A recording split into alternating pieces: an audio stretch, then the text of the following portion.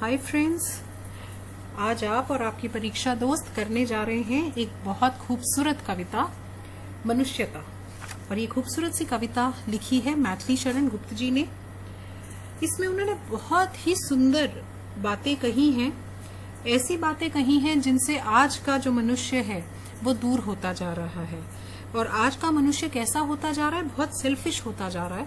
तो वो उसी की वजह से ये कविता जो है उन्होंने लिखी है कि वो हमें ये रिमाइंड करा सके, हमें ये समझा सके कि मनुष्यता का भाव हमारे अंदर हो ये कितना जरूरी है। तो देखिए वो हमें कैसे कैसे इसी बात को समझाते हैं। पहला पैराग्राफ जो है उनका, वो ये कहना चाहते हैं कि विचार लो कि मृत्यु हो न मृत्यु से डरो कभी।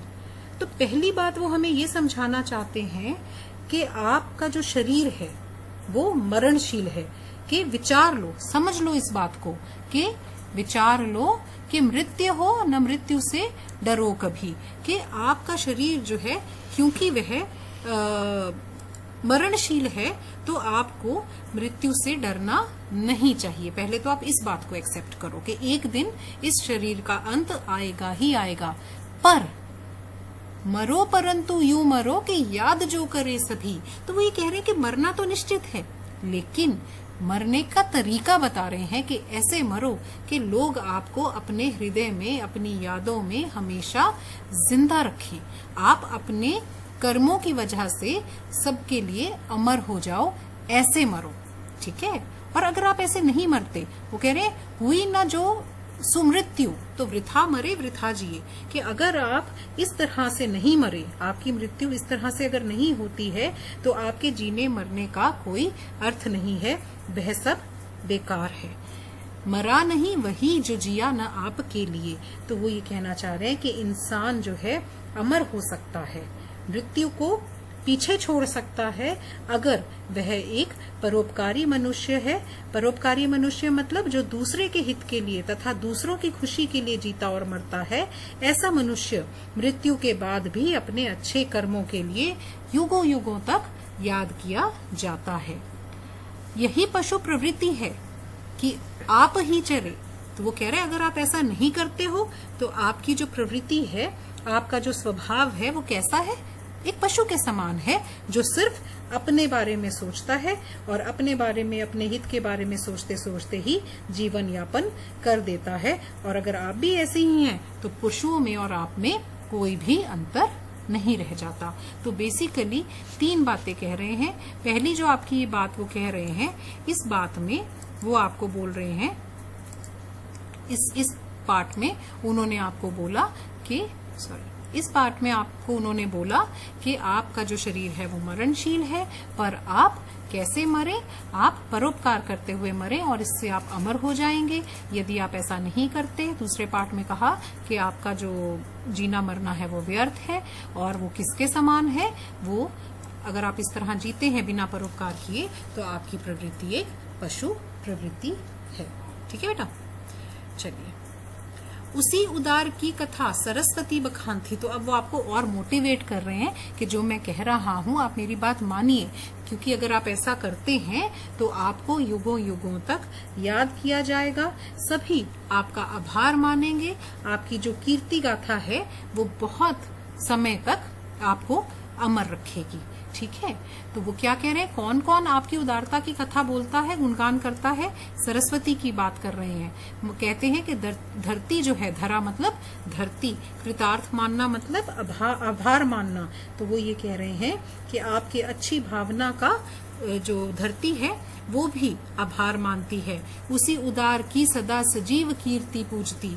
तो कीर्ति पूजती मतलब आपकी कीर्ति का गुणगान रहता है, सदा रहता है। तथा उसी उदार को समस्त सृष्टि पूजती, कि सारी सृष्टि जो है वो आपके लिए आदर भाव रखती है, आपको पूजनीय मानती है। इवन इतिहास की जो पुस्तकें हैं उनमें भी आपका जो नाम है स्वर्ण अक्षरों में वो लिखा जाता है। और एक एक करके उन्होंने सभी का जो नाम है वो लिया और उन्होंने कहा है कि ऐसे मनुष्य ही विश्व में आत्मीयता का भाव, अखंडता का भाव भरते हैं। और वो कहते हैं कि सच्चे अर्थों में मनुष्य वही है जो मनुष्य के लिए जिए और मरे, क्योंकि ऐसे ही मनुष्य जो है अखंडता का आत्मीय भाव जो होता है, एक दूसरे के लिए आत्मीय भाव जो है पूरे विश्व भर में ऐसे ही मनुष्य भरते हैं। ठीक है बेटा, तो किस पार्ट्स में आप डिवाइड करोगे इसको, पैराग्राफ को, कि अगर आप उदारता से अपना जीवन व्यतीत करते हैं, आप दानी स्वभाव के होते हैं, तो माँ सरस्वती आपका गुणगान करती हैं, धरती माँ आपका आभार मानती हैं, सारी सृष्टि जो है वो हमेशा वहां पे आपकी कीर्ति जो है वो गूंजती रहती है, सारी सृष्टि आपको पूजनीय मानती है। और ऐसे व्यक्ति ही हैं जो अखंडता, एकता और आत्मीयता का भाव पूरे विश्व में भरते हैं। इसलिए वही मनुष्य है कि जो मनुष्य के लिए मरे। ठीक है बेटा, चलिए अब अगले में क्या कह रहे हैं कि ये वो सिर्फ हमें करने के लिए नहीं कह रहे हैं कि आप परोपकारी बने, वो अब आपको कुछ एग्जाम्पल्स दे रहे हैं। कवि यहाँ पे इस पैराग्राफ में आपको एग्जाम्पल्स दे रहे हैं कुछ, कि इवन पुराने काल से ये बात चली आ रही है कि बहुत से जो दानी पुरुष हैं उनका उदाहरण पौराणिक कथाओं में हमें मिलता है। तो पहले देखें किस किस की बात कर रहे हैं। एक तो वो रंती देव की बात कर रहे हैं, एक वो दधीची की बात कर रहे हैं, वे क्षितीश की बात कर रहे हैं, और वो महावीर कर्ण की बात कर रहे हैं। ये 4 एग्जाम्पल्स जो हैं उन्होंने हमें दिए हैं। उनकी उदारता की कथा हमें उन्होंने कहा है कि इनकी जो ऐसे दानी व्यक्तियों की गुणगान जो है हमें मिलता है पौराणिक कथाओं में। तो कैसे, जैसे रंती देव जो हैं उनके बारे में उन्होंने क्या कहा। पहली बात तो हमें ये वर्ड का मीनिंग पता होना चाहिए, क्षुधार्त। क्षुधार्त का मीनिंग क्या होता है, भूख से व्याकुल। ठीक है, और रंती देव कौन थे, वो एक परम दानी जो है वो राजा थे। और करस्थ का मतलब क्या होता है, जो अपने हाथ में उन्होंने लिया हुआ है। कर आपको पता है ना, कर का मतलब होता है हाथ, तो करस्थ मतलब जो अपने हाथ में एक चीज है। तो सबसे पहले क्या हुआ कि जैसे सूखा पड़ा था, अकाल पड़ा था, तो किसी को खाने नहीं मिला था। तो जब खाने मिला थोड़ा बहुत, तो ये जो राजा थे, जो परमदानी राजा थे, इनके हाथ में जो थाल था, जैसे ही इन्हें भूख से एक व्याकुल व्यक्ति दिखा, इन्होंने वो थाल उसे दे दिया। तो इनकी इस उदारता का, तो पहला नंबर रंती देव महाराज की उदारता का हमें उदाहरण मिलता है। फिर बात करते हैं दधीची। अब दधीची कौन है, ये बहुत प्रसिद्ध ऋषि थे बेटा। और इन्होंने क्या किया था, इन्होंने अस्थि जाल मतलब अपनी हड्डियां जो हैं वो भी इन्होंने दे दी थी देवताओं को, और उन देवताओं ने दैवीय अस्त्र जो है बनाया था, उनसे वज्र बनाया था और असुरों का संहार किया था। तो दधीची के बारे में बताया। उसके बाद आ जाता है कि उशीनर। उशीनर कौन था बेटे, उशीनर था आपका गंधार देश का राजा। ठीक है, तो इन्होंने क्या किया था, इन्होंने अपना मांस दान कर दिया था। गंधार देश के राजा उशीनर ने एक कबूतर की रक्षा करने के लिए अपना मांस भी स्वमांस दान कर दिया था।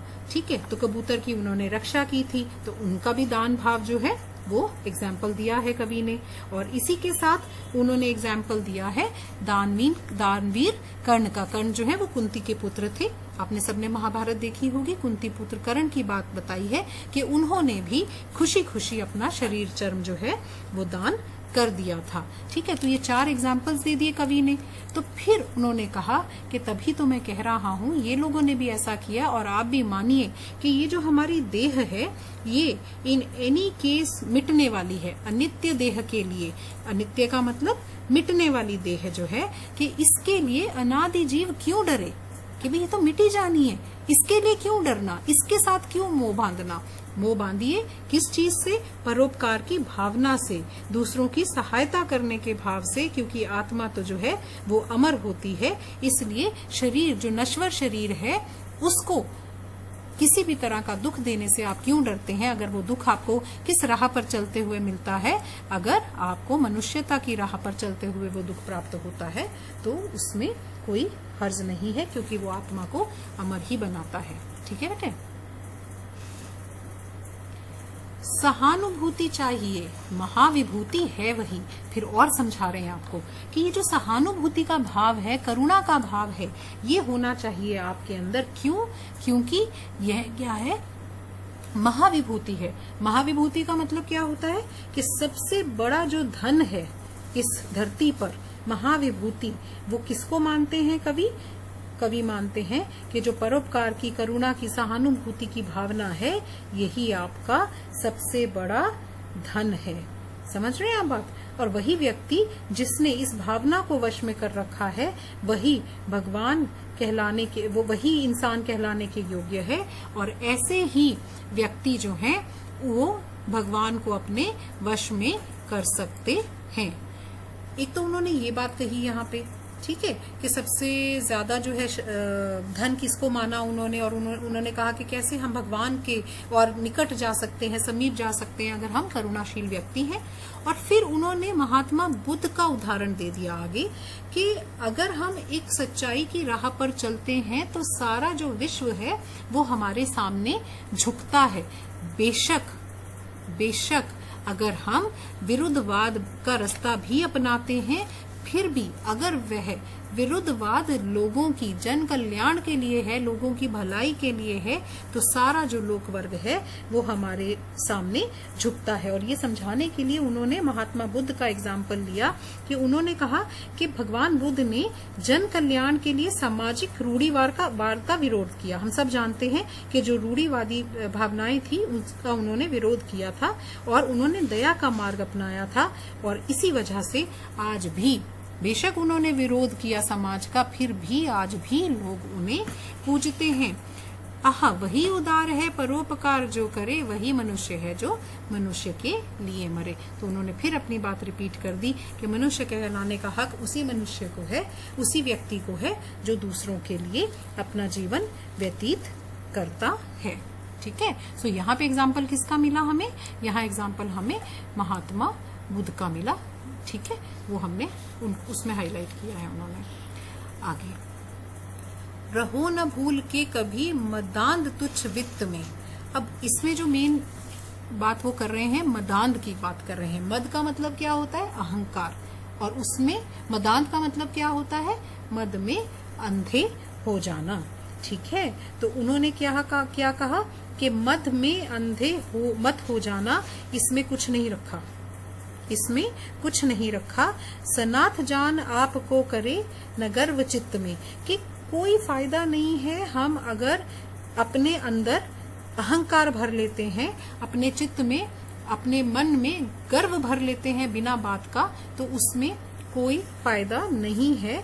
और करना क्या चाहिए हमें? कभी भी अपने यश, धन, दौलत इत्यादि पर घमंड नहीं करना चाहिए और दूसरों को उपेक्षा की नजर से कभी भी नहीं देखना चाहिए। क्यों नहीं देखना चाहिए? क्यों कह रहे हैं कि अपने मन में ऐसी भावना नहीं लानी चाहिए? क्योंकि वो ये कहते हैं अनाथ कौन है यहाँ? कौन अनाथ है? क्यों? कोई अनाथ नहीं है। क्यों नहीं है? त्रिलोकनाथ साथ हैं, दयाल दीन बंधु के बड़े विशाल हाथ हैं। तो यहाँ हम परमात्मा की बात कर रहे हैं, तो इसलिए वो ये कह रहे हैं कि कभी भी अपने से तुच्छ किसी को मत समझो, मद में, अहंकार में अंधे मत हो जाओ, कभी भी घमंड मत करो। क्यों? क्योंकि हम सबके साथ कौन है? अनाथ तो कोई भी नहीं है, सबके परमात्मा उनके साथ हैं, उनके बहुत विशाल हाथ हैं। इसलिए ऐसा भाव कभी भी मत लाओ। अतीव भाग्यहीन है अधीर भाव जो करे। कोई ऐसी अधीर भावना का भाव, बेचैनी का भाव जो रखता है, वो अतीव मतलब बहुत ज्यादा, ठीक है, और अधीर मतलब बेचैनी का भाव। तो जो भी व्यक्ति बेचैनी का भाव रखता है, अधीरता का भाव रखता है, उसे वो बहुत भाग्यहीन मानते हैं, क्योंकि वो सांसारिक चिंता में व्याकुल हैं और उन्हें जो परमात्मा है उनकी उपस्थिति का जरा भी बोध नहीं है, ज्ञान नहीं है। इसीलिए उनके अंदर अधीरता का भाव है। यही वजह है कि वो अपने अहंकार में अंधे हो जाते हैं, जबकि उन्हें अपने मन में कोई भी गर्व नहीं करना चाहिए, सबको अपने बराबर मानना चाहिए, किसी भी व्यक्ति को अकेला या तुच्छ नहीं मानना चाहिए। ऐसा संदेश कवि इसमें दे रहे हैं। अनंत अंतरिक्ष में अनंत देव हैं खड़े। तो वो क्या कहना चाह रहे हैं कि जिसका अंत ना हो। अनंत का मतलब जिसका अंत ना हो, कि जो अनंत अंतरिक्ष है उसमें बहुत देवता खड़े हैं। क्यों खड़े हैं? समक्ष ही स्वबाहु, जो बढ़ा रहे बड़े बड़े, कि वो बाहें पसारे खड़े हैं। अंतरिक्ष में अनंत देव बाहें पसारे खड़े हैं। परस्पर लावंभ से उठो तथा बढ़ो सभी, अभी अमृत्य अंक में अपंक हो चढ़ो सभी। तो इसमें हमें क्या चाहिए? कौन से वर्ड मीनिंग्स हमें चाहिए इसमें? कि वो ये कह रहे हैं कि परस्पर लंब, इसका मतलब है एक दूसरे का सहारा। इसका मतलब क्या है? कि एक दूसरे का सहारा बनो, उठो और आगे बढ़ो।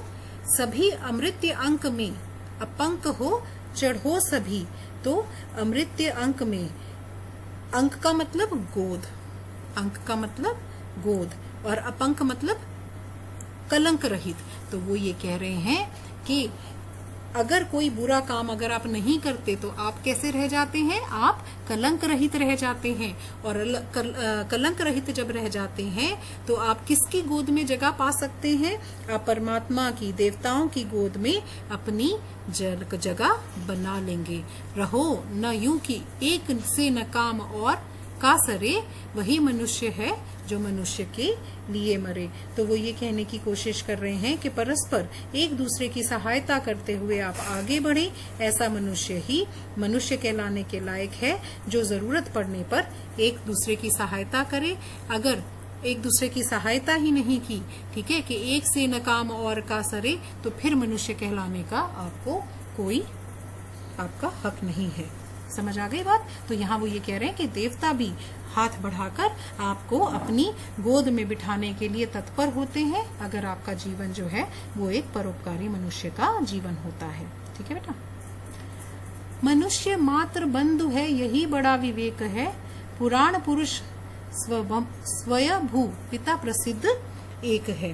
तो अब हम क्या कह रहे हैं कि स्वयंभू मतलब अपने आप उत्पन्न होने वाले परमात्मा के बारे में हम यहाँ पे बात कर रहे हैं। और क्या कहने की कोशिश कर रहे हैं कि सबसे बड़ी समझदारी इसी बात को मानने में है कि मनुष्य भाई बंधु हैं, कि सभी मनुष्य आपके भाई बंधु हैं। और उन्होंने कहा है कि सिर्फ बाहर से हमारे रंग रूप में अंतर है, सभी एक समान है। ये अलग अलग दिखने के बावजूद भी सभी में एक ही परमात्मा का, जो पुराण पुरुष स्वयंभू पिता प्रसिद्ध एक है, कि सबके जो परमात्मा हैं वो एक है। फल अनुसार कर्म के अवश्य ब्रह्म भेद हैं, परंतु अंतरैक्य में प्रमाणभूत वेद हैं। तो हम क्या कहना चाह रहे हैं कि हम सभी परमेश्वर को पूज्य पिता के समान मानते हैं। और फिर कवि ये कह रहे हैं कि भाई के होने का फायदा ही क्या, कि अगर उसके बाद वो कह रहे हैं अनर्थ है कि बंधु ही न जो बंधु की व्यथा हरे। व्यथा का मतलब क्या होता है बेटा? व्यथा का मतलब होता है दुख, कि अगर आप दुख नहीं हर पाते अपने भाई बंधु का, पहले वाले में उन्होंने क्या कहा कि हम अलग अलग हैं सब, नो डाउट अलग अलग दिखते हैं, पर हम सबका परमात्मा एक है और इसी वजह से हम एक दूसरे के भाई भाई हैं। और अपने पैराग्राफ का वो एंड इसी तरह कर रहे हैं कि अगर हम भाई भाई हैं और अगर हम व्यथा ही नहीं हर सकते, कष्ट ही नहीं हर सकते अगर हम, तो फिर क्या फायदा है इस चीज का कि हमें मनुष्य योनि में जन्म मिला और हमने एक पूरा जीवन मनुष्य की योनि में व्यतीत किया, तो फिर फायदा क्या है उस मनुष्य के जीवन का। ठीक है? चलो अभीष्ट मार्ग में सहर्ष खेलते हुए, कि जो आपने अपनी इच्छा से मार्ग चुना है उस इच्छित मार्ग पर सहर्ष मतलब खुशी से खेलते हुए आगे बढ़ो।